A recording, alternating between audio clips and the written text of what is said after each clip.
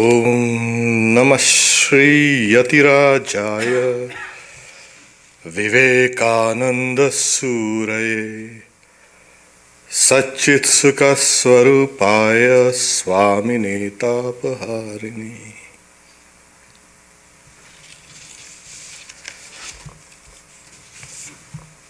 Today we've celebrated Swami Vivekananda's birthday. We also, in a way, celebrated around 12th January and also 17th January. So it's kind of, you spread it out all of the week. One time, Nahag Mahashai, one of the greatest saints, contemporary India, he came to Belur Math and he looked at Swamiji saying, "Glory unto Shankara, glory unto Shiva, glory, glory." So, I see today Shiva himself, glory unto Shankara. I see with my inner eyes, you are Shiva. And he continued further, who can understand you? And he kept on saying, I see it was only Sri Ramakrishna who really understood you. That was Swami Vivekananda. Because we need to have heaven brought down to earth. At times we are so involved in our mundane duties that we forget our infinite dimensions within. And the divine needs to embody, to bring these truths down, as it were. One of the writers says he kind of opened the doors of heaven and let the light of heaven come down to earth. His mother, Bhuvaneshwari Devi, was praying for a son because she had two older daughters, both never survived. And for one whole year, she took what is called a Somvar Vrata. That is, praying to Shiva every Monday, fasting. And there was an old relative in Benares whom she told, go and worship Shiva in my name for a son. At the end of 1 year, she saw a dream of Shiva, and as he is calm, meditative, resplendent, immersed in his own glory. And that form of Shiva takes the form of a small child and comes down. Bhuvaneshwari Devi knew that this child was no ordinary child. This one, because there are hundreds of his Shiva aspects in his life. Time is brief here, because I need to give revered Swami Sarvadevananda also a chance to speak.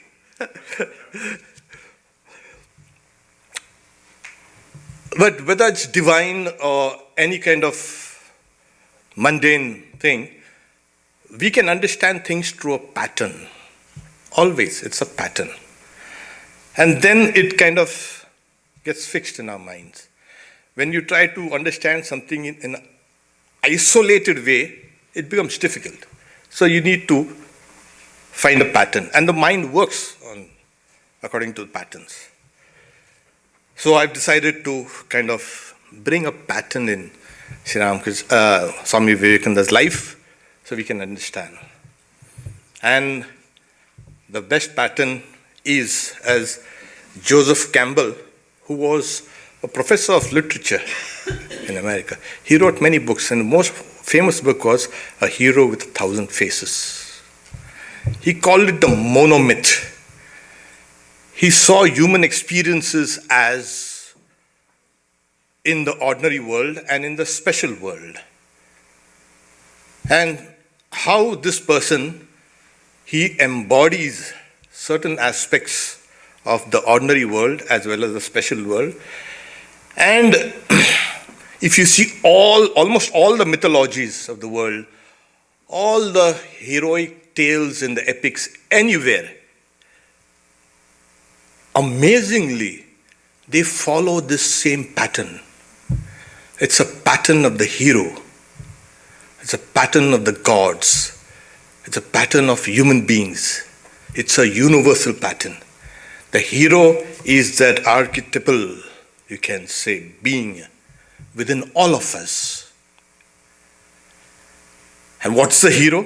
Well, a hero is noted for his courage and strength and ability, special abilities, special talents, unselfishness, and you can list you can say a whole host of, you can say, qualifications there.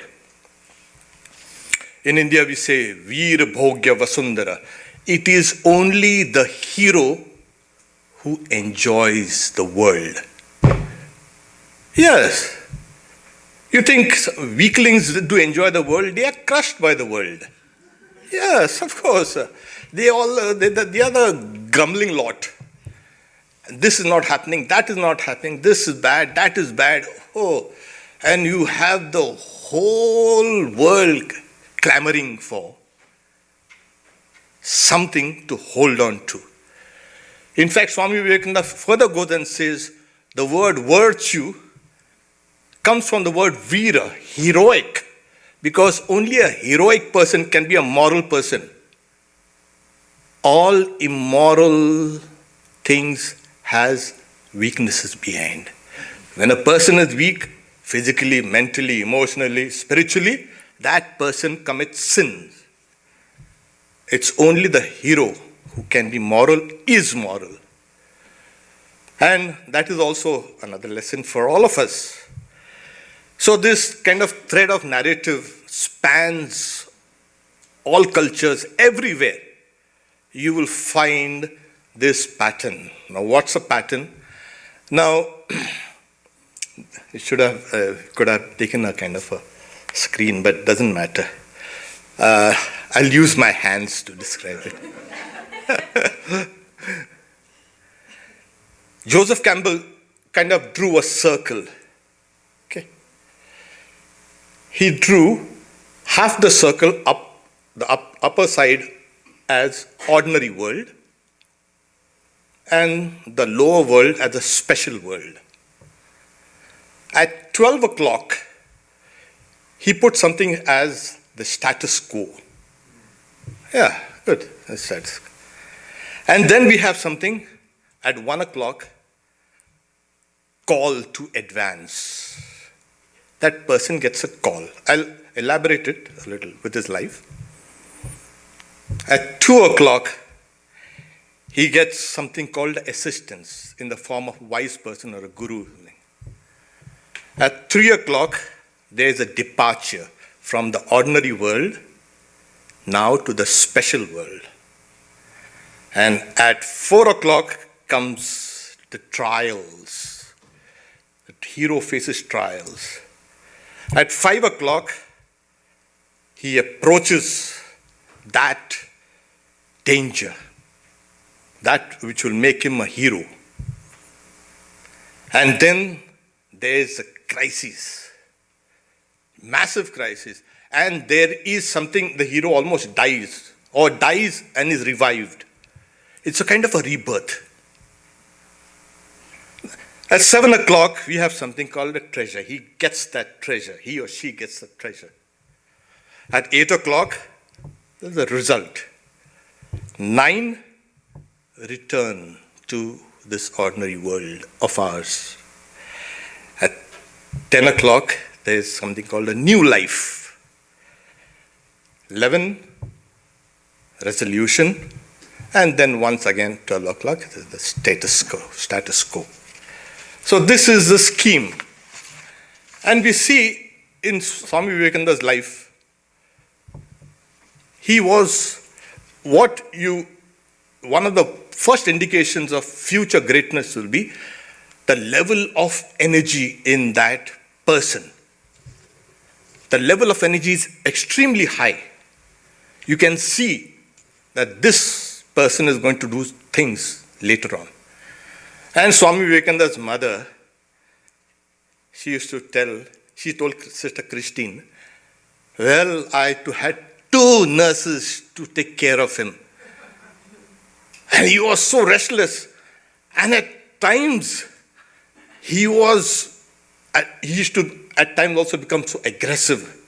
So his mother used to drag the child, pull him down to the tap, open that tap over his head and say, Shiva, Shiva, Shiva, Shiva.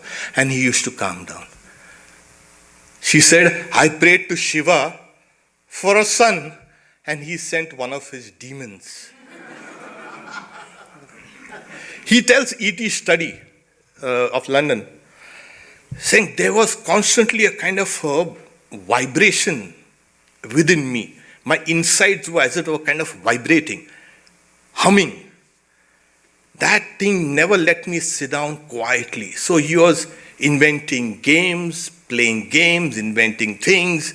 He was good in music, he was good in sports. He just couldn't sit still.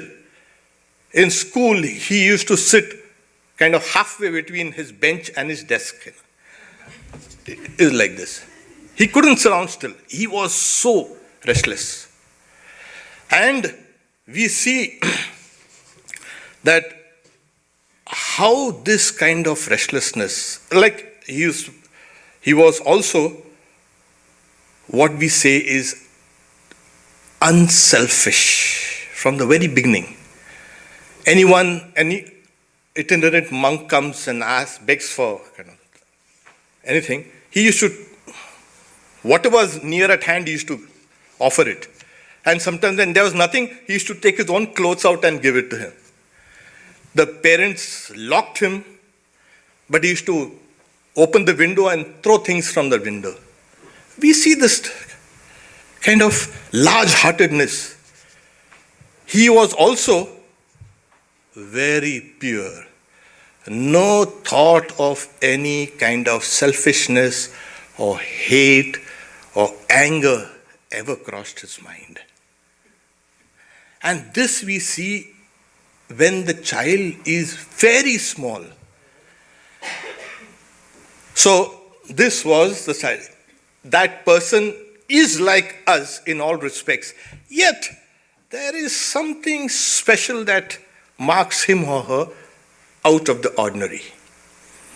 And we can see how he was. He had a tremendous, phenomenal memory. He could listen to anything once or read anything and remember it.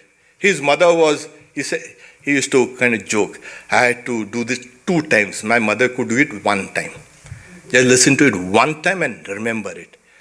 And during those early formative years, at nightfall, when the whole family used to sit down, the children used to sit down with the mothers and the grandmothers, that was the old tradition of India. All the old tales of Ramayana and the Mahabharata, the great heroic tales of these great heroes were told. And he kind of imbibed all those stories. This is the status quo. Okay. Next we come down to a call to advance. Yes. Since he was very young, he used to kind of play around, but at night he used to sit down and meditate. And he's saying, at night, there was in front of my eyes 2 visions that appeared. One was of a king and another of a sannyasi, of a monk. He's saying, I had the capacity to attain either one of these things. And he saw himself sometimes as a king, a big ruler, ruling over vast territory and vast numbers of people. And slowly that used to give away to that itinerant monk, living by these holy alms, sleeping where chance can bring, and he was so happy. And that was, these two ideals used to come to him. Like in the Upanishad we said, these Shreyas and Preyas, they both come to you at every moment of your life. It is what we choose.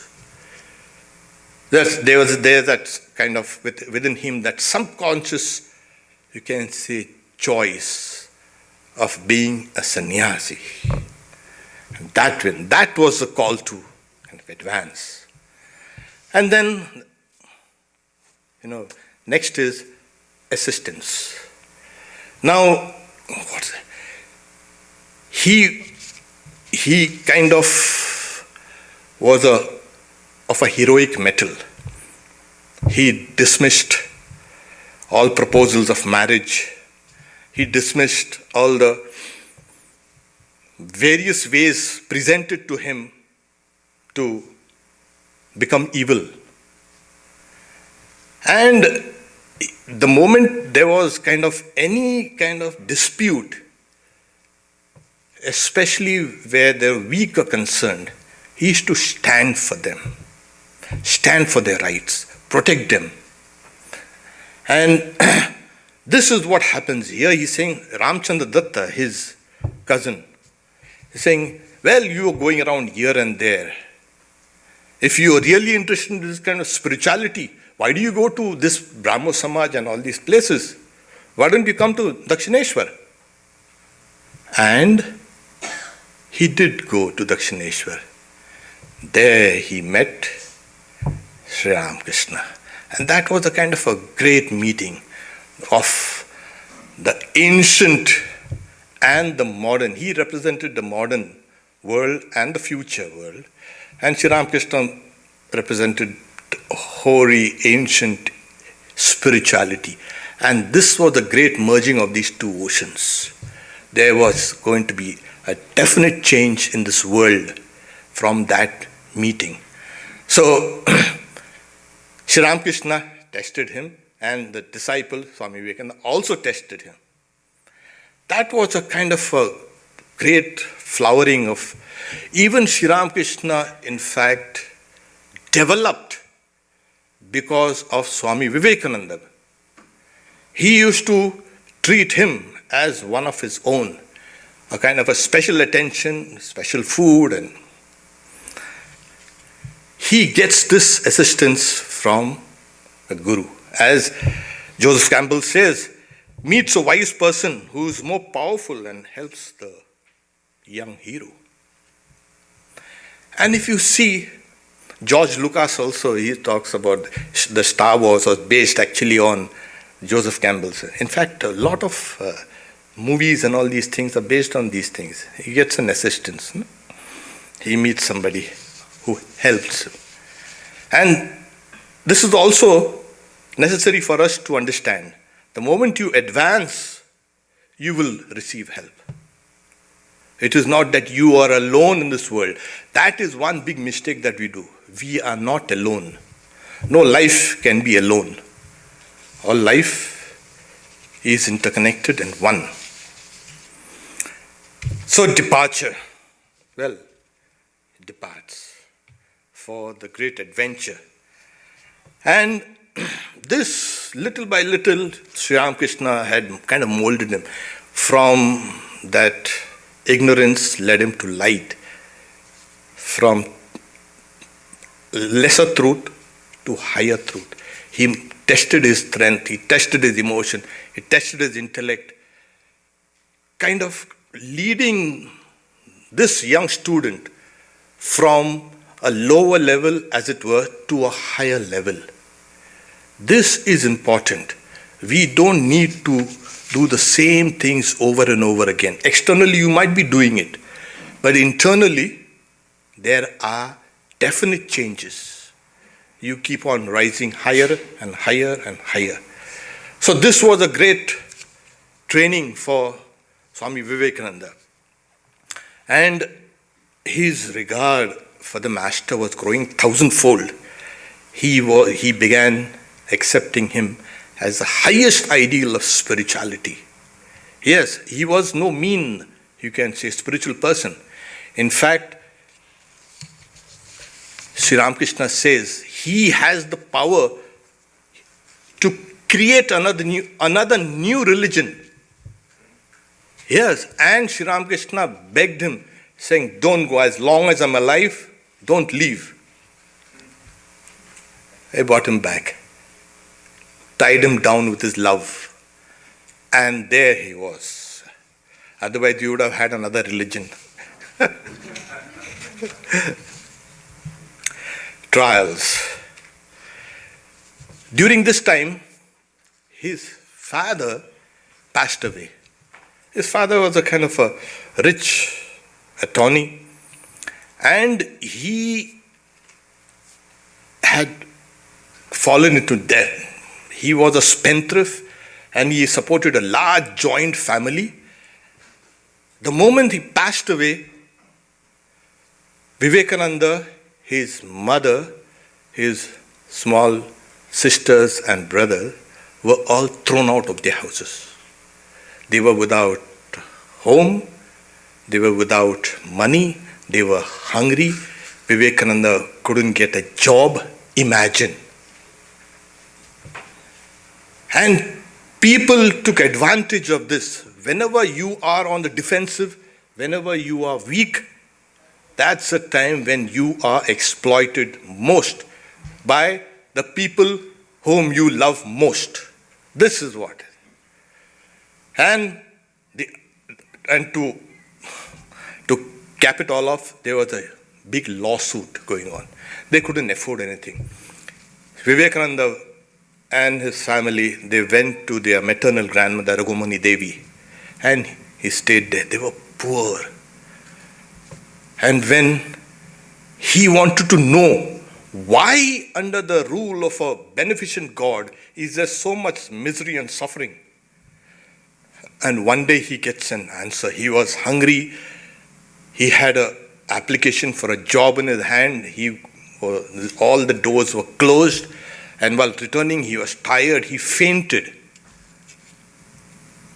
And he said he fell down on the outer plinth of a house. It had rained, later on he found. And in that state, layers that covered his soul were removed. And he found a solution. Why there is something called evil in this world? Why is there misery? Why is there suffering? He got up refreshed, and he decided there and there to leave the world. But as we know, Sri Ramakrishna came and pulled him. Then, during his wandering days in India, he saw the misery of people, the illiteracy, the poverty, the ignorance, the selfishness, and every day he was meeting people. He was actually searching for solutions to the problem, human problem. It's like the Buddha. He never wanted all these things for himself. He had attained a level of spirituality, but he broke away from the old teachers and said, I want to understand what makes people suffer. And he found the solution to that. So these were his trials and trials. Then we have something called at 5 o'clock approach. He approaches that danger, that mission of his. The first thing that happens was, Sri Ramakrishna said, all your problems are because you do not accept my divine mother Kali. Easy solution. Today is Saturday or Tuesday, I don't remember. Sunday, No. You are here, I've gone there.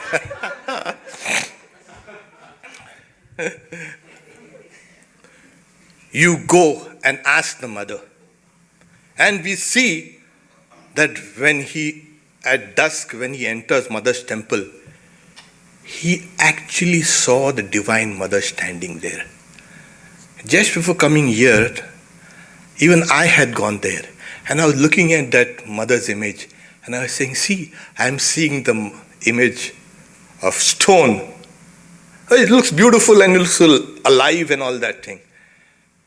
But I was remembering Swami Vivekananda and Sri Ramakrishna saw the mother actually standing there. And he prostrated in front of her. He said, Mother, I want love, I want knowledge, I want renunciation.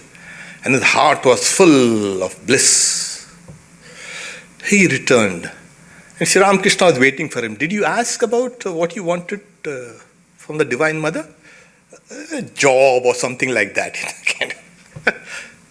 He said, no, I forgot. Oh, you quickly go. He goes once again. And then he sees the mother still standing there. Again, that same prayer comes out of his. I want to have an unobstructed vision of you. I want renunciation, I want knowledge. He returns. Sri Ramakrishna once again asked him, did you ask the Divine Mother what you wanted? Oh, I forgot.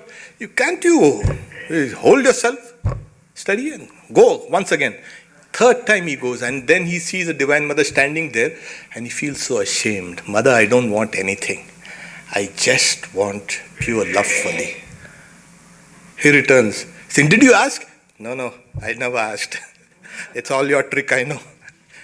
You ask for me. Okay. Your family will not suffer from plain food and clothing. He was kind of relieved. Because there was the trial. Should I look after my family? One family? Or should I look after all the families of the world? There was that constant tug of war. What should I do? Should I give up the small for the large? Yes, he did that. That is a heroic step. When you step out from that small world of yours, you come out and the whole world waits for you. The world had been waiting for him. That is the approach. Then we have the crises. Yes. There, Joseph Campbell says the hero almost dies, or rather dies. And in all mythologies, it's like the Sphinx that is kind of reborn. The Sphinx dies and is reborn. All of us have to die. The ego has to die to be reborn. It has to become a spiritual ego. So on the one level, we have this, Sri Ramakrishna had, through his grace, conferred the highest experience, Nirvikalpa Samadhi, to him. And he had attained that. And one of his brother disciples, he rushes to Sri Ramakrishna, who was ill at Kashipur, saying, Naren, that is Swami Vivekananda, has died. He's dead. What? No, I know he's not. Let him remain in that state. He had been worrying me for a very long time. He was in Nirvikalpa Samadhi. That too, sir. So, that's the state where you renew yourself. The old man must die, as Swami Vivekananda says. And the new man emerges. Then he discovers the treasure. So he discovered the treasure. Yeah, when he came 1893 to Chicago, and Sisters and Brothers of America, we have seen all these children. It filled my heart when he spread yoga and Vedanta and this and that. Nothing. He is very clear, he understands. What's the treasure? I have a message for the West, like Buddha had a message for the East. He knew what his mission was now, clearly. He was no longer that doubting. Sri Ramakrishna had insisted, you will preach. Narayan Shikka Devi. He said, no, I will not do it. What do you mean? Your very bones will do it. Yeah. And all your realizations are locked. And the key is with my care. I will open it only when you're finished doing my work. And that he understands his mission. Later on, when he meets Holy Mother, even Holy Mother, he couldn't see Holy Mother. She was always veiled, And she used to not talk directly to him also. Talk to him through Golapma. So, he's saying, Mother is very pleased. Golapma says, Mother is very pleased. She says that all these works that you're doing is through Sri Ramakrishna. He has possessed you. And Swami Vivekananda agrees. He's saying, yes, all what I have done is because I am an instrument of Sri Ramakrishna. And you must remember that he was hesitating to come to the US. It was only after Mother permitted him to say, go, that's the will of the Lord. And he came, saying, in one leap I bounded the ocean and I reached here. So he had a kind of very special affection for the Divine Mother. And this is what he discovers, the treasure. That Holy Mother that was always kind of veiled in front of him was like a shadow surrounding him always. He understood her as she is the Divine Mother of the universe. And Sri Ramakrishna is that one Supreme Lord has embodied himself. This is a great discovery, and this is what he preached actually to all of us. Saying, if you want to raise yourself, rally round Sri Ramakrishna. He's come as a savior. The result, and the result, what happens is, after he gets all this treasure, the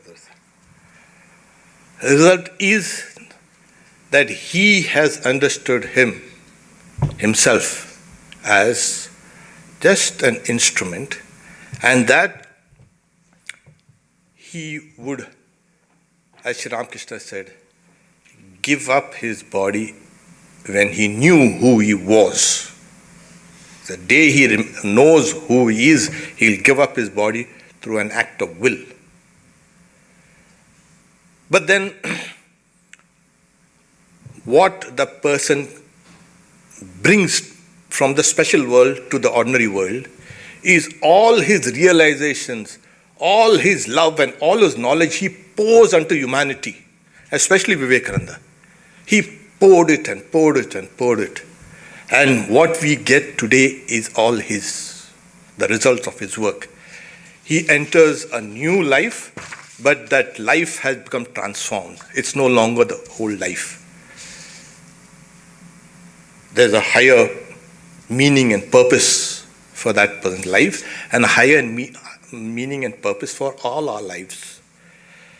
Resolution, all the knots have been tied, he understands everything, and then at 11 o'clock, 12 o'clock, he comes, the status quo there. So he comes back. So this is the pattern. Sorry. Just to kind of conclude, there is in every one of us this kind of pattern, a struggle. But it's an internal one. If you can do that, we will become heroes in our own right. Om Shanti Shanti Shanti Hari Om Tat Sat Sri Ramakrishna Arpanamastu. So Vivekananda is such a force. When you start thinking of him, you become really a different person. And that's why Swami Vivekananda is not a person in flesh and bone, but he is the spiritual energy which has been born for the good of humanity. And Ramakrishna had to do two types of worship. One, she cried for realizing Mother. Oh Mother, you are there. Are you there? Please come and show me your divine form. And then he cried for Naren, Naren, Naren, Naren. Naren does not come, and Vivekananda does not come, and he is weeping. Ramakrishna is weeping.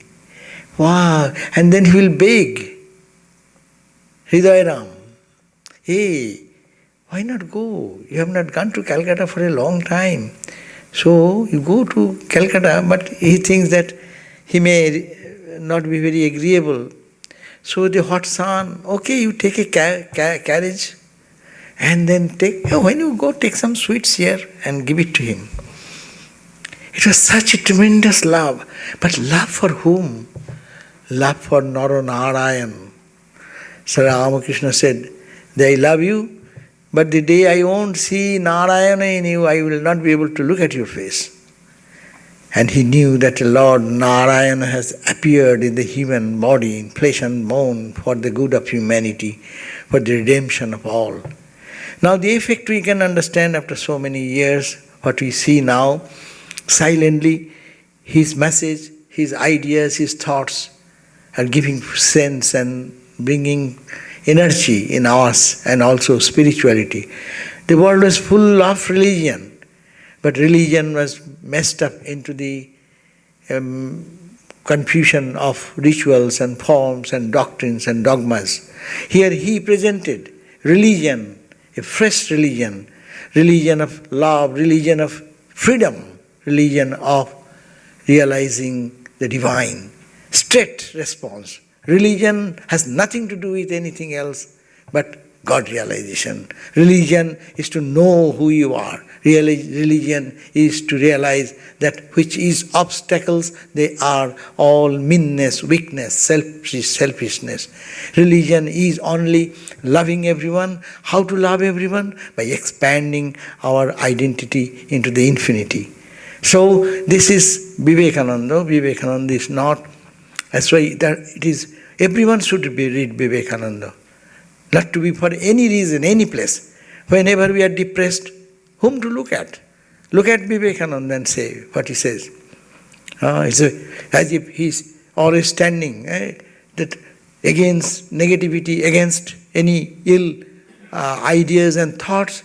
He's always dragging us into the front of the positivity. And in Vivekananda there is all positive. There is not anything negative. Who said? I think it is Tagore or who said. In Vivekananda you will find everything positive and there is nothing negative. And what is ultimate positive? Ultimate positive is the potential divinity. So that's why Swamiji's ideal, what he has presented, I said, my ideal can be preached into a few words, and that is to preach unto mankind here divinity, hidden divinity. And not only hidden divinity, not to preach that we have hidden divinity, but how to manifest that divinity in every workshop of our life, in every movement of our life, in every pages of our life. That is called spirituality. Spirituality is automatically the divinity what is there, the perfection what is there, the purity which is there, it will evolve and evolve and evolve. What do we know of this? Why I go to church and monks and mosques and temples and holy places? If that transformation does not come, and Swami Vivekananda wanted that transformation, that is called life, that is called spirituality, and that is the thing he wanted to preach in now Ramakrishna behind and forefront is Vivekananda. His everything what, as we have just heard, that it is the formation period and life is going through it. This is all the hero's action. But forget about those things. But he was born to give to the world this treasure. And this treasure, he said, it was hidden into the hands of few special people in Brahmins and highly spiritual people in the deep forest of of the Himalayas or in deep forest of any other places of India. But he wanted to bring it out and broadcast among the everyone, and he's made it available to everyone, whether you are a Brahmin or you are a Kshatriya or you are a merchant class or you are a working class person, matters little. He has given this stability in our idea that you are divine. Just manifest that divine. Whatever, nothing can stop you because of your profession. Your profession should not stop your spirituality, because it is the unfoldment of the perfection and divinity and purity in us. So Vivekananda is to be remembered for the good of us, for any country to rise up will have to take the positive thoughts of the Upanishads. And Upanishads, embodied form of Upanishad was Ramakrishna, and Ramakrishna's words were even very simple in gospel to understand. That's why Vivekananda was needed to preach and explain it. So this, in Vivekananda's words, only pure transcendental truth is the goal, taking us through most practical path of our day-to-day living. So we have to take Vivekananda in that way, that it is not to only do the worship. Someone is telling yesterday that Swami Vivekananda didn't want that someone should worship him. Yes, he said that, he jokingly said, don't wave incense around me or wave around light around me. So he didn't want that. That's why even Belur Math, you see, his temple, you go to his temple, there is a mural, no? What do you call it? Mural or what? Bass. So it is all set into the wall, that you cannot put one garland also. But we will not leave. We will put garland. Putting nail here and there and make a garland and all decoration. And decoration is such, people will look at the decoration and not at Swamiji. And Swamiji said that people make this mistake. They make the person the goal, but forget the principle for which they are worshipping this ideal. So this Vivekananda is not for to talk about, but to implement in our life. And his life was a struggle, as you have heard. How much struggle he went through. Sorrows and sufferings, we are ordinary people. Suffering comes. Who wants suffering? But when suffering comes, what Vivekananda taught us, suffering led him to the experience of the highest truth quickly. Because when that question comes, God is kind, why it is happening, why me, who am I, why I am going through this, and what is the goal. And a new channel opens up from within. And that is the message to be heroes, to be all fighting with life's challenges. Swami Vivekananda never said that you grow and cry and weep and wail. Face the brute. Swamiji's teaching. Face the brute. In every moment of our life there is challenges. But that is for highest goal. The challenge is to overcome all negativities and to manifest our potential divinity. So, as Swamiji said, my ideal can be said in a few words, and that is to teach about the hidden divinity and how to manifest in our life. So how to manifest, that is the question. Otherwise, religion is a mockery, as Swami Vivekananda said. It is only some get position in the world that I am a churchgoer, I am a religious person, I have so much marks in my forehead. And these are good. It may be, if it unfolds the divinity in one's self. So, for the good of humanity, for good of India, for the good of world, as Swami Satyamayananda has mentioned, Vivekananda, Ramakrishna, there is a confluence. And that confluence is the meeting of the East and the West. And that has created a new generation, new thinking process, how the best of the East and the best of the West can be coupled together. And that is the benefit we are having. We have to utilize that and take advantage of that and make our life highly spiritual. I pray to Swami Vivekananda for his grace and blessings, and to try our best to manifest that divinity as much as we can. Thank you.